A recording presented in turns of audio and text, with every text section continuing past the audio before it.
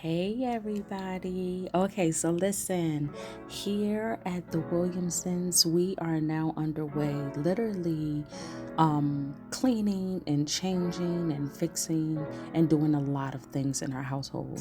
So today my husband decided to take on the garage. Now, as you guys can see, you'll see throughout the garage we have some tool cases, plus we have the bins as well. But I definitely would say we can definitely go for something a little bit more structured in reference to organizing. But at the time, this is what we have, so this is what we're using. So I thought that this would be a perfect time to go ahead and show you guys a little bit of what my husband is doing in reference to the garage, changing it around and organizing some of his tools.